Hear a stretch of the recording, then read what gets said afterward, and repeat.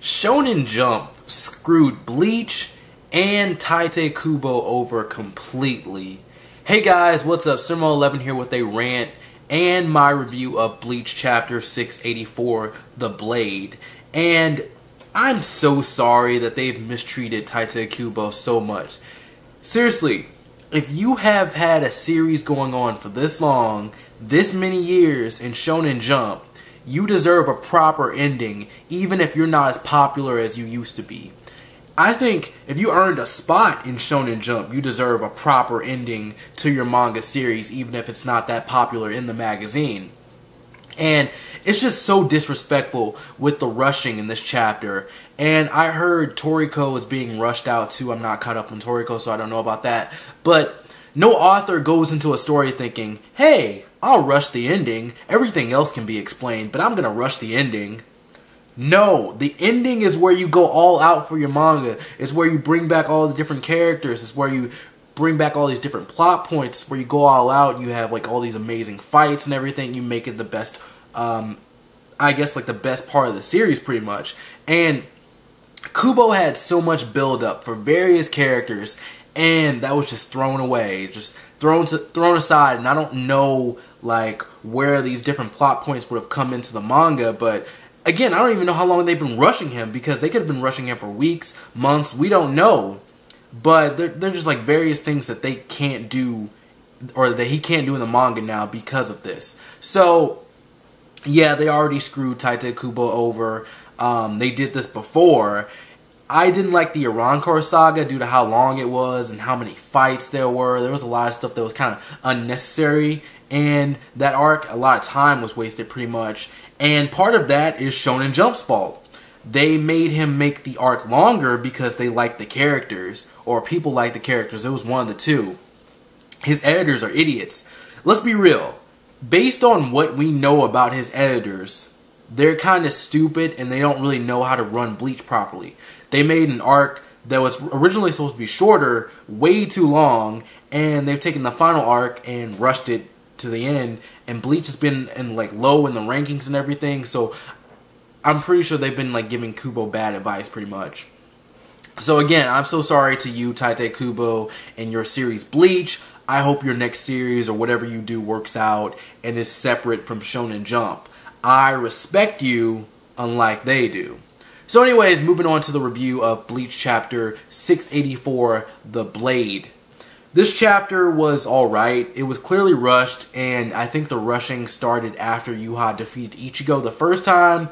I said I didn't really know, but that's kind of where I'm pinpointing the rushing. Again, I don't know exactly, but that's where I think it is. And there should have been some sort of situation where they had to come together. You know, everyone had to come together. You know, we have to think about this before we go after this guy again. And I mean, it's kind of in Renji's character, I guess, to go after the guy right after he's been defeated, but that didn't really work out in their favor so far. So I think it would have been better if they had to like come together, work on their strategy, and then fight him. And again, there are characters that are either missing, dead, possibly dead, or have been hinted to be stronger now, and they haven't really had to they haven't really been given a chance to shine in this arc. I know Hisagi's a big one. For Ukitake, he got absorbed by Yuha or something, I believe. Or, what was it? Mimihagi-sama got removed from him. It was one of the two, and then we don't really know if he was, like, dead or not. But stuff like that. I think Rangiku might be missing, too. So, well, again, we have weird things that haven't been covered.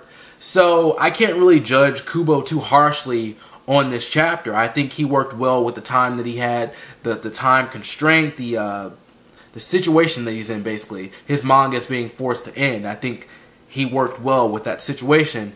And I just think that certain events, such as this fight with Yuha and this whole situation, I think it could have been spread over 5 to 10 chapters or even more. Again, I don't know what he had in mind, but certain things could have been spread over 5 to 10 chapters. So, Ichigo, he slashed Yuha in the last chapter. That's where this chapter starts off. And it starts to show him turning into nothing but that coat of black eyes that he had on him for the longest. And I liked how it's actually explained how Ichigo and Aizen work together. In some series, it just happens with the characters never really fighting together, but suddenly they can fight together in sync and everything. Ichigo, he felt Aizen's power, and then he kind of worked with that situation. And Aizen knew that his powers could be used on Yuha, and the final part of the plan was Ichigo, who is not under the effects of Aizen's power. And suddenly, Yuha, he comes out, his black coat covers Aizen, and people thought Aizen died at this point. I don't know why. It's just because Aizen isn't seen. He isn't seen anymore after this point in the chapter. He kind of disappears. But again, I don't think he's dead. I'm sure it'll be explained, but I don't think he's dead. That would be an interesting way of ending the series off, like them kind of honoring Aizen, the one who caused a lot of problems in Soul Society, but eventually kind of turned into the hero that saved it. Hopefully I didn't predict the ending of Bleach. And if I did, you heard it here first, even though no one watches these videos. So, where was I at? Yuha, he comes back and he's completely black now. What I'm taking from this is that Ichigo actually did defeat him, but Yuha overwrote that, and then he came back to life. He blows away Ichigo's sword and he starts absorbing him, or whatever he did to Aizen, he starts doing that to Ichigo. And then Uryu comes in there and he shoots him with the arrow, the silver arrow that he got from his dad, and that arrow can be used to stop Yuha's powers for a moment. Ichigo, he goes in for the swing, and his sword gets broken once again, but this time only the white part gets broken, and it turns out that he's using his original sword. And I don't know how or why it looks like this. Originally I thought, oh, it reverted back to its original form, but that doesn't make any sense because his new sword looks different. This is his original sword. This is the sword that he used for most of the manga until his Bankai was broken. So, yeah. I think King of Lightning might have mentioned that it could be because Ichigo doesn't have his Hollow or Quincy powers anymore, but again, we don't know, and we might not even get an explanation on that. So, the chapter ends with Ichigo slashing Yuha, and again, I thought Kubo worked well with what he had here. I just think things such as Aizen, Ichigo, and Renji versus Yuha could have been extended. We could have seen other characters in this fight, such as Hisagi, because it's been hinted that he had a Bankai. What happened to Rangiku? What happened to Ukitake? What happened to various characters? I think the dad should have done more. I think the dad should have been involved in this fight. I thought that would have been cool. Maybe Uryu could have done more in this fight before actually using the arrow, but Uryu, his name is hard to say, but Uryu, he's a very smart character, so he probably would have used the arrow anyway instead of like actually jumping into the fight. But who knows at this point? I think a lot of things in Bleach just aren't going to be explained. You're going to have to assume based on what Kubo has already given us. So one theory that I saw was like, why didn't Yuha know about Uryu coming? And it was something about Uryu's letter that was explained a few chapters ago. So stuff like that, subtle hints, subtle things that have been explained, that might be what we have to use to explain certain things in this chapter and overall like the ending of Bleach. But overall, I thought this chapter was okay, and I can't wait for the final chapter of Bleach.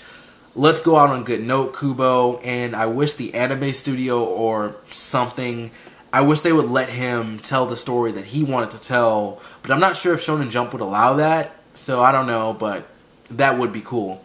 Anyways, that's it for me. Thank you for watching this video. I hope you enjoyed it. I'm sorry that this video was kind of late. I was busy and everything. I was out of town. Yeah, this video doesn't really feel right to me, but I'll be getting back into the video making process in a few days. Probably today, actually, because I'm going to be working on more videos if I have time. But yeah, if you like my content and want to see more, be sure to subscribe. Don't forget to follow me on Twitter and like me on Facebook. The links are below. I'm Surmo11. See you next time, and peace out. Thank you for subscribing. I got a lot of new subscribers while I was out of town for some reason, so yeah, bye.